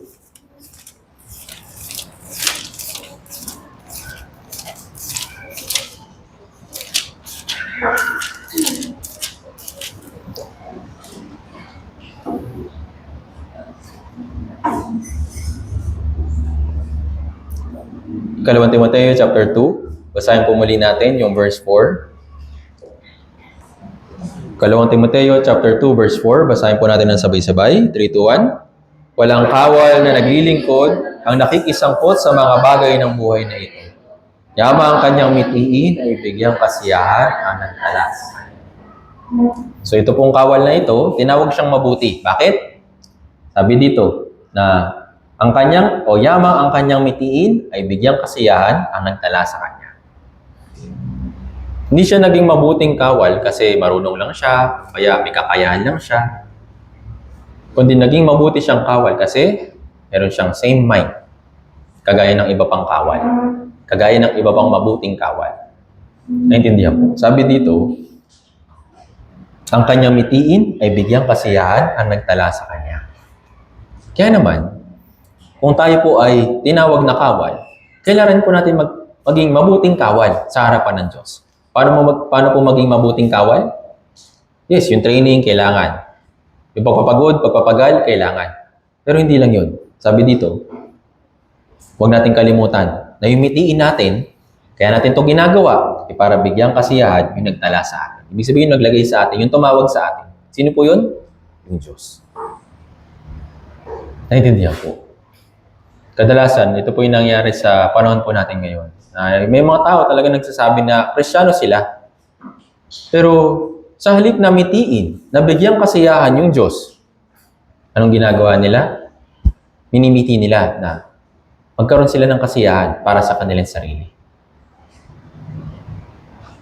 Nagkakaroon sila ng ganitong klaseng puso kasi nakakalimutan nila yung purpose kung bakit sila tinawag. Nakakalimutan nila yung isang bagay na napakahalaga o layunin kung bakit sila tinawag ng Diyos para maligtas. Kaya nasabi sa Biblia sa 2 Corinto chapter 5 verse 15, iniligtas tayo ng Diyos hindi para mabuhay para sa ating sarili. Iniligtas tayo para mabuhay tayo para sa kalooban ng Diyos. Naintindihan po. Ito po yung ating identity. Para isipin ng iba, paano naman ako? Imagine po ninyo ito. Sa utos ng Diyos na tayo po'y gumawa sa kanyang kalooban, hindi man niya alam kung ano yung mga bagay na kailangan natin. Alam niya o hindi? Kaya nga, sa sundalo, hindi lang sila pinagtitraining. Binibigyan din sila ng, sabi natin, benefit na kung gagawin mo yung trabaho mo, bibigyan ka namin ng sweldo, bibigyan ka namin ng pangangailangan mo para sa pamilya mo na may iwan mo. Tama? Brother, tama po ba? So, hindi lang alam o hindi lang inaasam ng mga namumuno, sabi natin yung mga commander, na yung mga sundalo, pag-trainingin lang ng pag-trainingin, tapos hindi naman tutulungan dun sa mga bagay na hindi nila magagawa kapag wala sila. Naintindihan? Yung Diyos po, same din. Hindi niya tayo inuutusan na gawin yung isang mahalagang bagay, isang mahirap na bagay, kung hindi niya alam, at hindi niya tayo tutulungan sa mga bagay na kailangan natin para magawa natin yun. Naintindihan po. Pero kailangan natin i-check. Nasaan ba yung mitiin ko? Kung mag-iisip ka ng ganito, na pupunta ako sa gera, paano yung pamilya na maiiwan ko? Paano yung pamilya na maaaring hindi ko nabalikan? Paano yung pamilya? Paano sila mga bagay na kailangan nila? Paano ko mapoprovide yun sa kanila kung wala ako? Pero kung alam mo na mayroong magbaback up sa'yo para sa bagay na ito, mag-aalala ka pa ba? Actually, sa panahon po natin ngayon, alam ko malaki na po yung sweldo para sa mga sundalo, mga pulis. Tama po ba? Pataas pa nga ng pataas eh. Kaya yung mga, sabi natin yung mga nagtatrabaho, o sabi natin nanunungkulan bilang isang sundalo, is nasisecure yung physical nilang pangangailangan para sa kanilang family. Tama po ba? Marami pang benefits. Maraming mga bagay na kailangan po ipinaprovide ng gobyerno para sa kanila. Ano lang kailangan nilang gawin? Mag-training, i-improve yung kanilang sarili, then gawin kung ano yung makakabuti para sa kanilang buhay o kanilang mamamayan o kanilang bansa. Hindi nila inaalala. Tama po ba? Bakit? Kasi nga, merong magbibigay nun sa kanila. Kaya kung alam mo na yung Diyos, may pangako na tutulungan ka niya para sa mga bagay na ito, habang ginagawa mo yung kayang kalooban, magkaroon tayo ng kapanatagan sa ating puso. Naintindihan? Kaya yung salita sa Matthew chapter 6 verse 33, yes, madali siyang basahin, madali siyang intindihin, pero mahirap nating gawin. Bakit po? Gusto lang natin kagad badagdagan eh. Pero yung hanapin mo na yung kalooban niya, yung hanapin at gawin mo na yung kanyang katwiran, sinasabi natin, teka lang, parang ang hirap naman. Diyos, hindi ba pwedeng skip na lang yung part na yun? Tapos idagdag mo na lang sa amin yung mga bagay na kailangan namin? Okay sana kung ganun eh. Pero hindi. Ano pong sabi ng Diyos? Unahin mo muna ako. Then, yung mga bagay na kailangan mo, yung mga bagay na hindi mo magagawa para sa family mo o kung ano man, ako yung bahala na magdagdag nun sa'yo. Naintindihan po. Kaya naman, kung alam natin na yung Diyos, tapat, kung yung Diyos, kilala natin na yung pangako niya ay totoo, hindi po tayo dapat matakot at hindi po tayo dapat mag-alinlangan. Bilang isang kawal na tinawag para gawin yung kanyang kalooban, ang mitihin natin ay bigyang kasiyahan yung nagtala sa atin. Naintindihan po. Pero kung hanggang ngayon natatakot ka pa rin, problema mo yan. Kung hanggang ngayon nag-aalala ka pa rin na, Diyos, paano yan? Last week, may Bible seminar. Sa halip na i-overtime ko yun. Madagdagan sana yung sweldo ko, pero medyo hindi ako nakapag-overtime eh. Yung mga panahon sana na yun, sana naglalaban na lang ako, nagpe-prepare na lang ako. Tapos ngayon, tambak na yung labahan namin. Kung inaalala mo yun, check mo palagi yung puso mo. Saan ka ba nakatingin? Ano ba yung minimiti mo sa puso mo? Ito po yung mahalaga na dapat suriin natin sa ating Christian life. Mamaya, nakakalimutan natin. Iba na pala yung minimiti natin. Kung nakapakinig po kayo ng Wednesday sermon, alam po ninyo kung ano yung tinutukoy ko. Para makalakad ka sa liwanag, anong unang dapat gawin?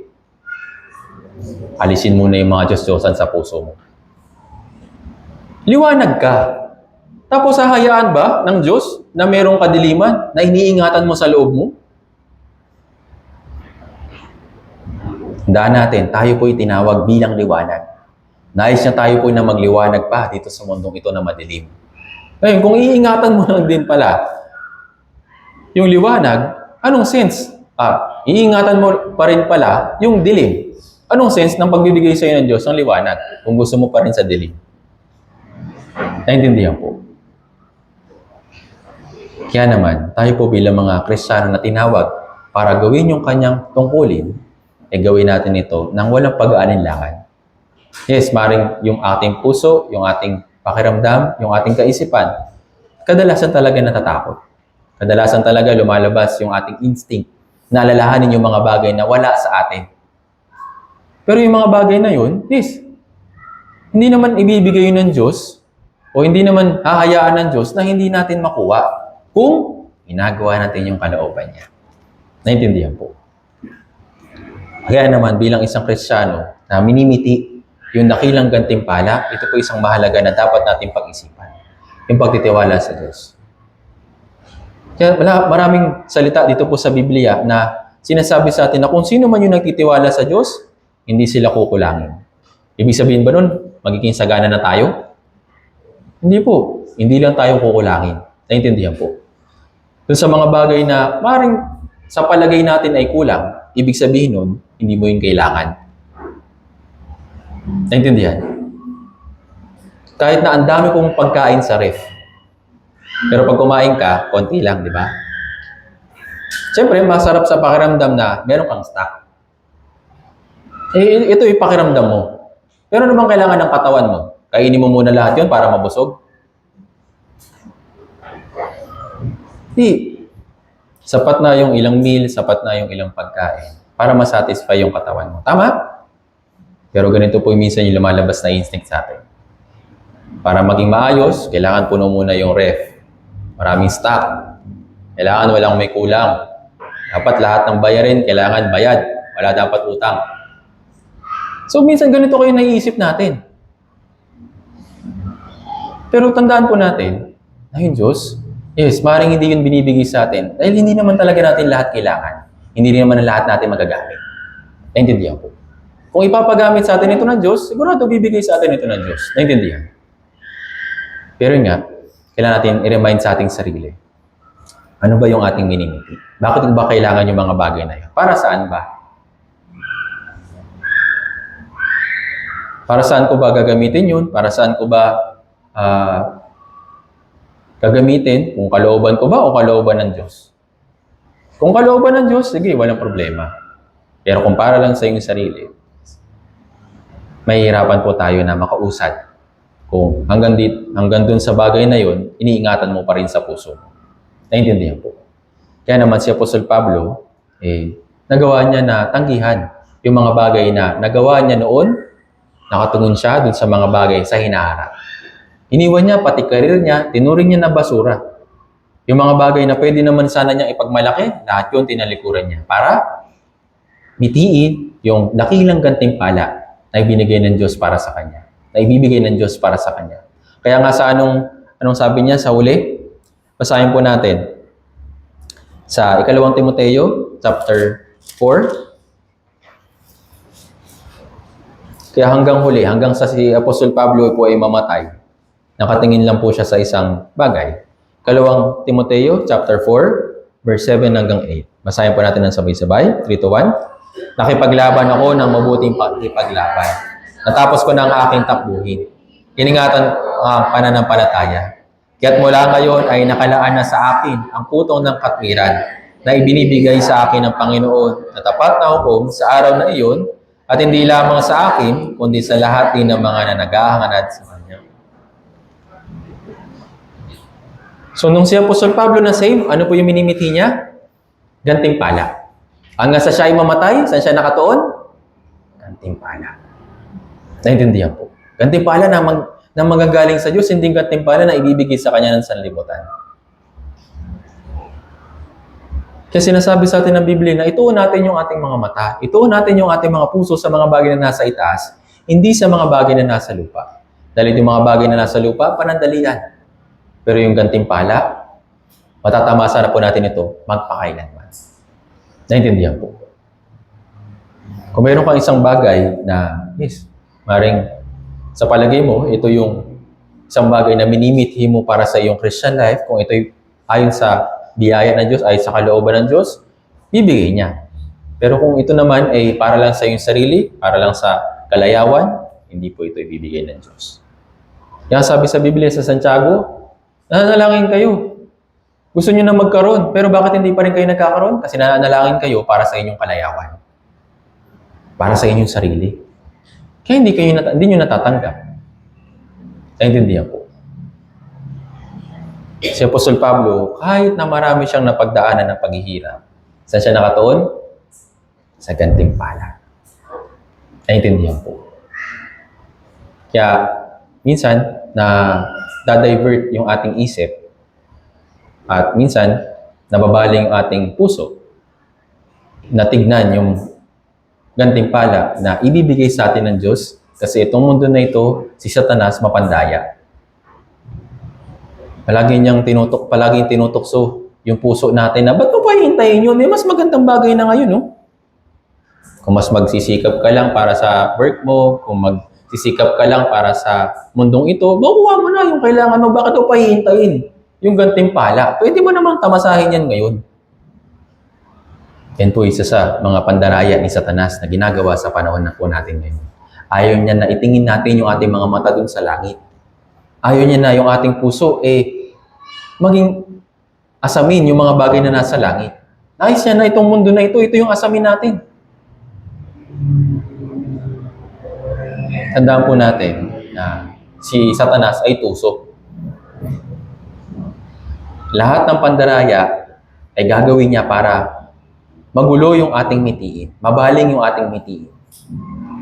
Pero si Apostol Pablo, napaglabanan po niya ito. Kaya nga sabi niya, iningatan ko yung aking pananampalataya. Yung pag-iingat, ibig sabihin, mayroong paglalaban. Naintindihan po. Hindi mo naman iingatan yung isang bagay kung wala naman kukuha niya. Tama po ba? Banda, sa mga gamit nga lang natin Minsan, ilalagyan pa natin ng mga security lock, nilalagyan pa minsan natin sa bangko, nilalagyan pa natin sa safe. Para lang maingatan natin. Bakit? Alam natin na pwedeng mawala yun. Tama po ba? Pero ano po yung iningatan ni Apostol Pablo? Yung kanyang pananampalataya. Bakit? Kasi si Satanas, laging gumagawa ng iba't ibang paraan para sirain yung kanyang pananampalataya. Pero nagawa niya po itong ingatan. Naintindihan po? Nagawa niya po ito hanggang sa huli. Hanggang sa siya ay mamatay na. Yung pag-iingat ng pananampalataya, hindi lang po ito yung pagbabasa, hindi lang po yung pagpipray. Yes, kailangan yun, mahalaga yun. Naintindihan? Pero hindi lang po yun. Kapag nasa harapan ka ng ibang mga kaibigan o kaya kakilala, paano mo iningatan yung pananampalataya mo? Sa pag-usap mo sa kanila, paano mo ipinapakita yung pananampalataya mo sa kanila? Tandaan po natin na yung pananampalataya o pag-iingat ng pananampalataya, hindi lang po yan kapag nandito ka sa church. Sa pagdadrive, sa pagtatrabaho, sa school, kung nasan ka man, kailangan natin pakaingatan yung ating pananampalataya. Naintindihan? Pakaingatan yung ating nitiin. Pakaingatan yung ating goal. Kasi kung mababaling yung ating puso, yes, lahat po mababago na rin. Yung ating isip, yung ating lifestyle, yung ating pagsasalita, yung kung ano man, lahat mababago. Naintindihan po. Kaya naman palagi natin pakaingatan yung ating pananampalataya. Gaya na sinabi sa Biblia sa unang Pedro, si Satanas, para siyang umuungal na leon, naghahanap ng kanyang manalapa. Sino po yung mga tao na hinahanap ni Satanas? Yung mga tao na nababaling na yung kanilang pananampalataya. Nababaling na yung kanilang mitiin. Pinakamagandang target. Kaya naman, pakaingatan natin yung ating pananampalataya. Kaya nga binigay sa atin ito ng Diyos. Intindihan po. Kung hindi naman natin gagamitin ito, kung hindi naman natin babasahin, kung hindi naman natin papakaingatan yung salita niya sa ating puso, yes, yung puso natin mababaling din sa iba. Naintindihan? Kaya nga, sinabi sa Biblia, tingnan natin, Efeso chapter 6. Nakalagay po dito yung full armor of God. Bakit kailangan natin ng kalasag? Kasi nga, sabi sa verse 16, Efeso chapter 6, verse 16, kung makita na po, babasahin po natin ito. Efeso chapter 6, verse 16, basahin natin ng sabay-sabay. 3, 2, 1. Kasama ng lahat ng mga ito, tagilayin ninyo ang kalasag ng pananampalataya, na sa pamamagitan nito ay inyong masusugpo ang mga nag-aapoy na palaso ng masama. May mga palaso na ginagamit si Satanas para mapabagsak po tayo sa ating Christian life. Pero ano po yung dapat natin gawin? Sabi dito, tagilayin ninyo ang kalasag ng pananampalataya. The armor of faith. Naintindihan po. Yung shield of faith. Panangga para sa mga palaso ng mga masasama. Naintindihan po. Minsan po, may mga palaso si Satanas na mga maiki lang o kaya mga maliliit lang. Mga pasundot-sundot lang. Alam po ninyo, parang baby rocket, parang gano'n. Kaya hindi unti-unti tayo. Hindi kagad ipapadala ni Satanas yung mga palaso na malalaki para sa atin. Kasi handa nating iwasan kagad yun. Tama po ba? Pero sa mga maliliit na palaso na binabato niya sa atin, minsan doon tayo nahuhulog. Na para bang, ay, harmless lang naman yan. Hindi naman yan masama. Hindi naman ako kayang pabagsakin yan. Pero sabi sa Biblia, yung isang langaw, yung isang patay na langaw, kayang sirain yung mamahaling pabango. Dahil po sa mga pakana ni Satanas, kaya niya tayong pabagsakin sa ating pananampalataya. Kaya nung sabi ng Biblia, pakaingatan mo. Naintindihan po. Sabi dito, taglayin mo ang kalasag ng pananampalataya. Sabi dyan, sa verse 17, taglayin ninyo ang helmet ng kaligtasan. Ibig sabihin, ingatan yung ating identity.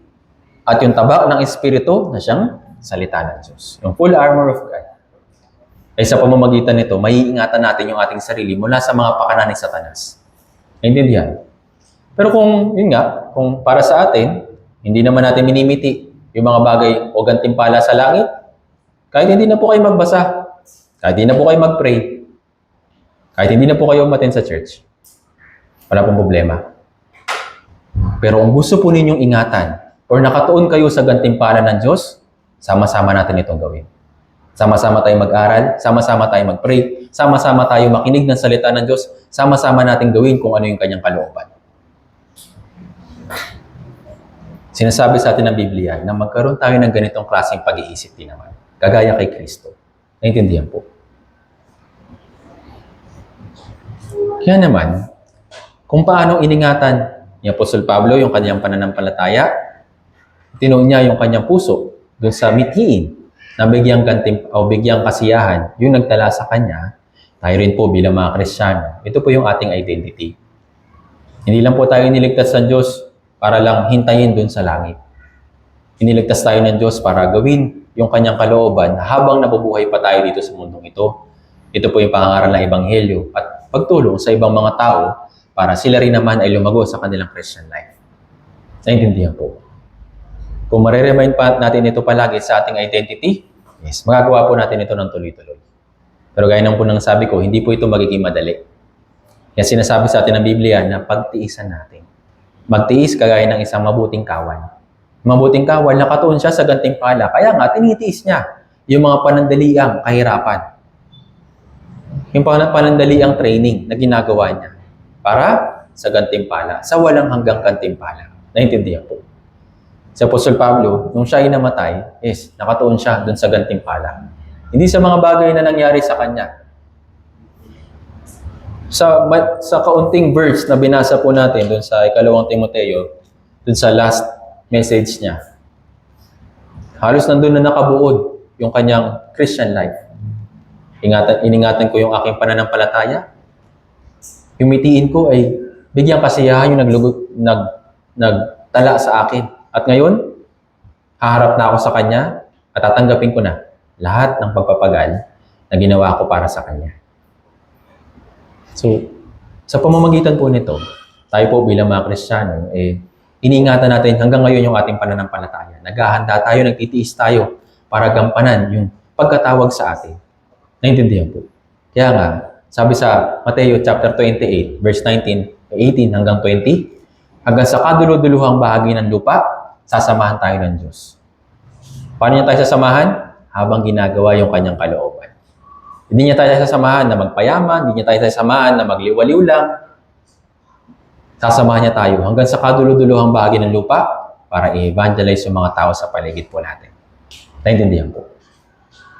Kaya naman, kung may re-remind natin palagi sa atin ito, sa ating sarili, is nakahanda para sa atin yung gantimpala. Naintindihan? Yung gantimpala ng pagkatawag sa atin ng Diyos. Balikan po natin sa ating main verse. Filipos chapter 3.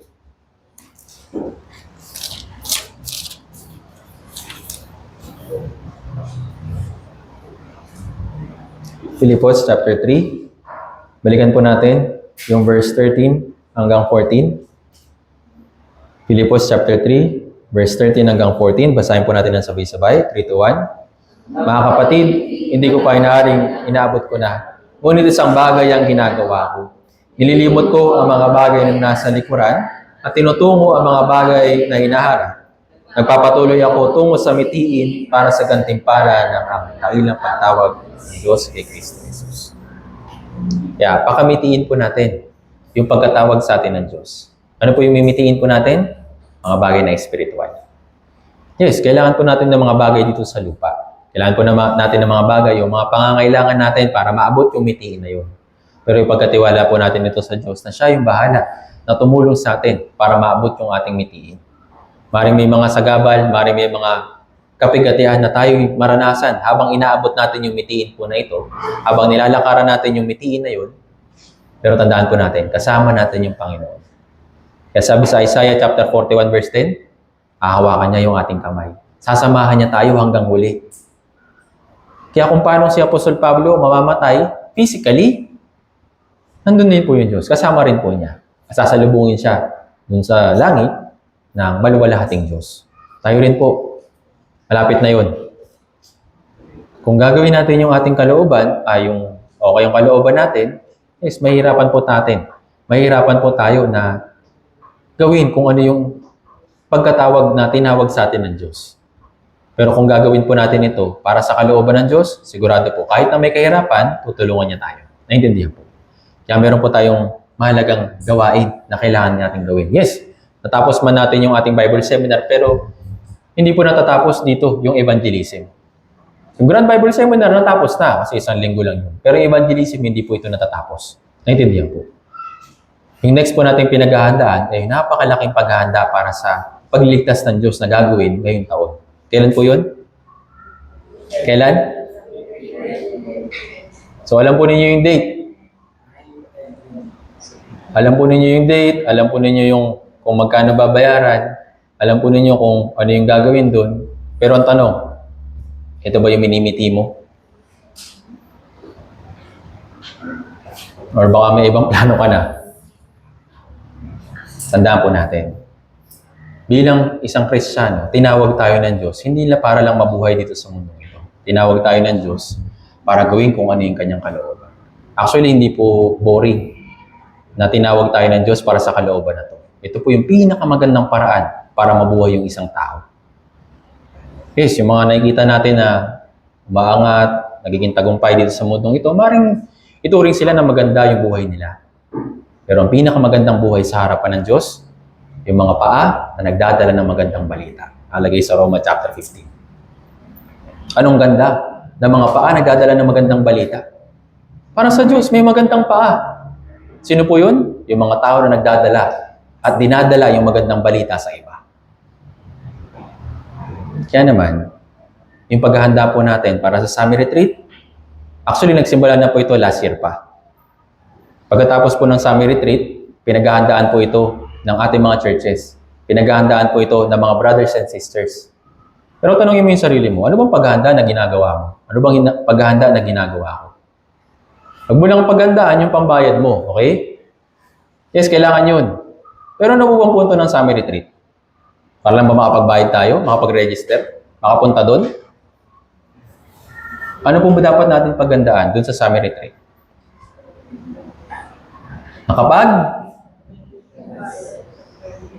Makapagdala ng? Parang iba-iba. Makapagdala ng kahit na isang kaluluwa. Kaya, bagamat kailan lang ibinigay sa atin yung schedule ng ating summer retreat, actually, last year pa po ito pinag-aandaan. Naintindihan po. Napakalaking sakripisyo yung ginagawa po natin para lang makapagligtas sa mas maraming kaluluwa bago dumating yung Diyos. At tayo po bilang church, kabahagi po sa gawain po na ito. Kaya tayo naman, magpa-function tayo bilang isang Santa Rosa Church, hindi lang bawat brothers and sisters. Tayo po'y gagawa at maghahanda para sa malaking gawain po na ito. Kung kasama ka at naligtas ka, gawin natin ito ng magkakasama. Sabi ni Apostol Pablo, magkaroon tayo ng ganitong klaseng pag-iisip din naman, gagaya ni Kristo. Saan po nakatuon si Kristo? Mas masaya siya. Kahit na isang kaluluwa yung maligtas kaysa sa 99 na naligtas na. Naintindihan? At isa rin po sa natutunan ko at ngayon nare-remind po sa akin. Kung minsan, yes, nalulungkot tayo sa Christian life natin. Minsan, nasisiraan tayo ng loob at minsan talagang nakaramdam tayo ng paghihirap. Pero so far, hanggang ngayon, para mawala or sabihin natin, makalimutan or maisantabi natin yung kalungkutan na yun, isa lang po yung paraan. Alam niyo po kung paano? Secret lang ito kasi baka ikwento po ninyo sa iba eh. Alam po ninyo kung paano po ninyo ma-achieve yung kalakasan o kasiyahan kapag nahihirapan po kayo sa inyong Christian life? Hanapin mo yung isang kaluluwa na i-evangelize mo. Sigurado kapag na-evangelize mo siya, natulungan mo siya, lahat ng problema mo, magiging maliit na lang. Pero yun nga, minsan, na-overwhelm tayo sa problema, sa mga alalahanin. Pero hindi tayo na-overwhelm sa impyerno na naghihintay dun sa mga hindi pa natin na-evangelize. Naintindihan po. Kaya sabi ni Apostol Pablo, ang kasiyahan ko ay kayo. Ang kasiyahan niya ay mga brothers and sisters. Tayo rin po, magiging masaya, sigurado, kapag mayroong isang tao na naligtas. Yung isang tao na nakapag-abide sa church. Kaya nga, di ba, masaya na marami. Pero hindi lang po basta dapat masaya kasi marami. Maging masaya rin tayo kapag mayroong naliligtas. Naintindihan po. Kaya naman, ito po yung tunay na kasiyahan na inaasam po natin. Maging masaya kapag mayroong isang tao na naligtas. Pero syempre, para magawa yun, kailangan natin ng pagtitiis, kailangan natin ng pagtitiyaga, at minimiti yung pag-evangelize sa iba. Kaya nawa tayo po bilang mga brothers and sisters sa Santa Rosa Church, imitiin po natin yung pagliligtas sa mas maraming mga ligaw na kaluluwa. Hindi lang po dapat na natapos lang natin yung Grand Bible Seminary, okay na. Marami pa naghihintay sa atin. At yung mga nakapakinig, sigurado, maring hindi pa nila alam kung paano sila mabubuhay. Bilang anak ng Diyos, kailangan rin natin silang tulungan. Naintindihan? Kaya naman yung follow-up pagkatapos ng Bible Seminar ay napakahalaga. Naintindihan po. So hindi ibig sabihin na, okay, natapos naman na niya. Nagawa ko na yung part ko, okay na yun. Yun lang naman yung kailangan, di ba? Dalhin yung mga tao na makapakinig ng Bible Seminar. Kung yun lang naman pala, yung ating tungkulin, magpa-feeding program na lang tayo. Papuntahin na lang natin sila dito sa church. Pakainin na lang natin sila. Tapos, manood na lang tayo ng pelikula. Kung yun lang naman pala yung gagawin natin para makapagdala ng mga ligaw na kaluluwa. Pero ano po bang ginagawa natin? Tinutulungan natin sila para maligtas. Tinutulungan natin sila para makapanatili. Naintindihan po. At yung pong bagay na yun, hindi po magiging madali. Naintindihan? Kaya kailangan natin ng bawat isa. Kailangan natin ng brothers and sisters. Naintindihan po. Kaya naman, hanggang sa dumating yung Diyos, hanggang sa dumating yung rapture, gagawin po natin ito hanggang uli. Naintindihan po. So para sa kaalaman nyo na din po, tayo po sa Santa Rosa Church, meron tayong isa pang malaking pinaghahandaan. Ito po yung ating paglipat. So sa paglipat natin, yes, hindi lang po tayo magpapalit ng church building. Hindi lang po tayo pupunta sa ibang lugar para lang ba mas maging convenient sa atin. Actually, maganda na nga ito eh. Pero bakit tayo kailangan dalhin sa ibang lugar? Naniniwala po ako na mas maraming mga ligaw na kaluluwa na naghihintay sa atin dun sa lilipatan natin. Naintindihan po. Ngayon, kung iba yung puso po ninyo, kung para sa inyo na, ano ba yan? Mas lalayo yung church? Ang lapit-lapit na sana dito eh. Bakit kailangan pa lumayo? Tapos yun ang iba naman, yes, lalapit na. Kung yun po yung isip po ninyo, naku, pasensya na po. Pero hindi po tayo lilipat sa ibang lugar para maging convenient lang sa atin. Lilipat po tayo or kailangan tayong lumipat para mas marami pang mga ligaw ng kaluluwa yung maligtas. Naintindihan po. Huwag na huwag po natin kakalimutan. Ito pong tungkulin po na ito. Naintindihan? Kayong paghahanda para sa paglilipat, gagawin po natin ito ng magkakasama. Yes, nandito po yung leaders, nandito po ako para gawin po ito. Pero hindi po namin ito magagawa ng kami lang. Dahil hindi lang naman din po kami yung gagamit. Naintindihan? Kung ikaw ay kaparte or kabahagi ng Santa Rosa Church, hinihintay ka ng Diyos na magsakripisyo din. Kung paano yung mga Israelita, kapag naglalakbay po sila sa ilang, nasa ilang sila, yung tabernakulo, portable. Naintindihan? So binabaklas nila, tapos kapag umuusad na yung haliging ulap tsaka yung haliging apoy, babaklasin nila lahat yun, tapos uusad ulit sila. Tapos kapag tumigil yun, lahat yun isi-set up ulit nila. Naintindihan po. Yes, pansamantala, wala pa tayong sariling church building. Kaya po tayo kailangan lumipat. Naintindihan po. Pero sama-sama po natin itong gagawin. Dahil ito po ay hinihintay sa atin ng Diyos. At ito po yung inutos ng Diyos para sa atin. Naintindihan po. Kaya, kung sakali man na komportable po kayo dito, hindi ko po ginagarantiyan na magiging komportable din po kayo doon. Pero hindi naman po yung point natin kung bakit tayo pupunta doon. Hindi naman tayo pupunta o maglilipat lang para maging komportable sa atin. Bakit po tayo lilipat? Para hanapin yung mga tao na naghihintay ng kaligtasan. Naintindihan po. Kaya, though, dito sa lugar na ito, nagawa natin yung ating part, pero dun sa panibagong part na ibibigay sa atin ng Diyos, ito pa rin po yung ating goal. Naintindihan? Hindi po pa rin magbabago. Kaya naman, mitiin natin yung pagliligtas sa mga ligaw ng kaluluwa. Mitiin natin na para asamin yung gantimpala na yun, kailangan natin na tulungan yung mga tao sa paligid po natin para sila ay maligtas. Naintindihan? Kaya naman, kapag nagsimula na yung ating paglilipat, lahat po ng bawat brothers and sisters ay kabahagi po dito. Gagawa po kami ng plano, gagawa po tayo ng mga hakbang para sa paglilipat na ito. Pero hiningi ko po yung tulong po ninyo. Okay? So kung feeling po kayo, sana makibahagi po kayo. Pero kung ayaw po ninyo, ikaw bahala, hintayin ka na lang namin doon. Kung gusto po ninyo ng pa-red carpet, magpe-prepare din po kami. Para i-welcome po kayo doon. Tandaan po natin, bawat isa po sa atin kay kabahagi ng Santa Rosa Church. Yes, building lang ito. Pero sa paningin ng Diyos, bawat isa po sa atin ay mahalaga. Bawat isa po sa atin magpapaganda ng bagong church building na lilipatan natin.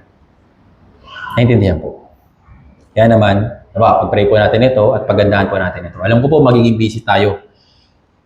Kakatapos na ng Bible seminar, tapos meron pang ilang mga schedules ngayong February, tapos maghahanda naman tayo para sa summer retreat, tapos kasabay pa nito yung paglilipat natin.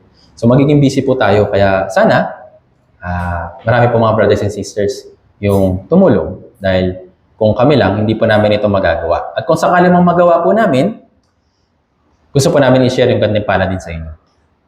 Ayaw po namin na pagdating po ninyo dun sa langit, wala kayong gantimpala. Kaya sa pamamagitan ng paikibahagi, yes, makakapag-ipon po tayo ng gantimpala. Naintindihan po. Kaya naman, mag-prepare po kami pagkatapos po ng leaders meeting ngayong araw para po sa paglilipat natin. So, pakisama po ito sa prayer po. Okay? So, hindi ko na lang muna maipapakita yung mga pictures. Pero naipakita naman po ito sa GC. So, nakita nyo na po yung bahagyang itsura ng ating prospect or soon to be church building. Kaya paisama po ito sa prayers na na magampanan po natin yung ating tungkulin doon sa lugar na yon para mas marami pa tayong mga ligaw ng kaluluwa yung maligtas. Okay?